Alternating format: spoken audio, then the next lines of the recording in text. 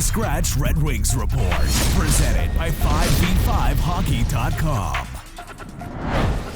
Welcome back to the Healthy Scratch Red Wings Report. Today, we're going to continue our 2022-2023 player profiles, where we go through every player's regular season statistics, their advanced stats, their contract situation, and where they fit going forward.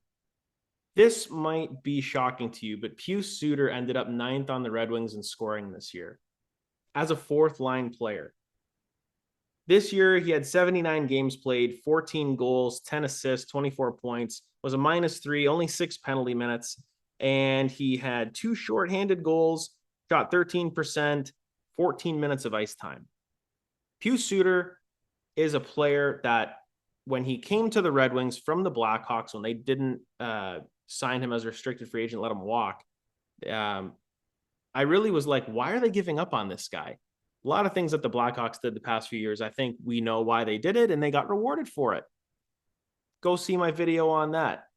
So Pius Suter was a second-line center with the Red Wings last year. Like, that's how depleted that team was. Well, not 22-23. I'm talking the season before that he played. And he did a very, very good job on a team that wasn't that good.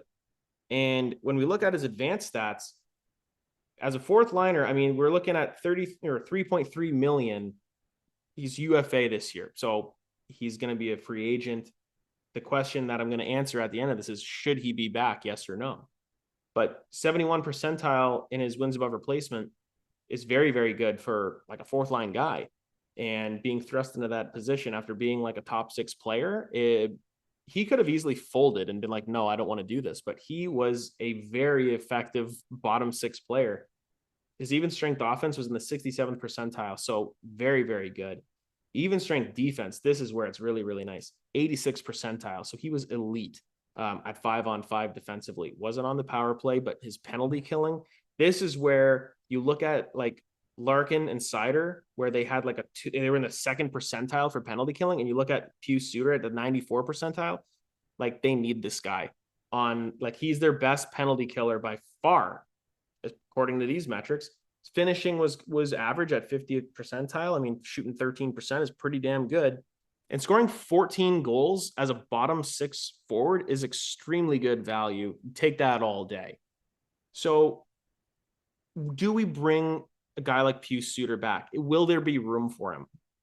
I'm planning on doing a armchair GM where we kind of map out what I think maybe the Red Wings should do. And in my plan, Pius Suter would be back with the Red Wings. I would sign him to a maybe 2-year deal, probably around the same average. I know some people be like, whoa, $3 million, that's a lot. You know what? For what he brings to the table defensively, that's what this team needs. And if they get rid of him, they need somebody back that's going to fill the same role.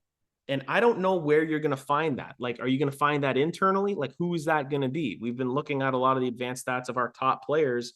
It's none of them really. It's Pius Suter on the PK for sure. And when you look at that advanced stat of even strength defense, you want that to be extremely high for a bottom 6 forward, because you know he's not a liability. He's actually helping you out there. So I would bring him back. I would give him a couple of years. If you want to do year by year, that's totally fine. Make sure that this year wasn't an anomaly. But he's still young. He's 26 years old. You can obviously plug him in on that fourth line. And if you really needed to, you can move him up and down the lineup. He plays in the middle. He plays on the wing. So he's kind of a jack of all trades. He's what Adam Ernie should have been. So this is a effective Adam Ernie. We shoot the bad one out of the cannon and we keep Suter on this team going forward.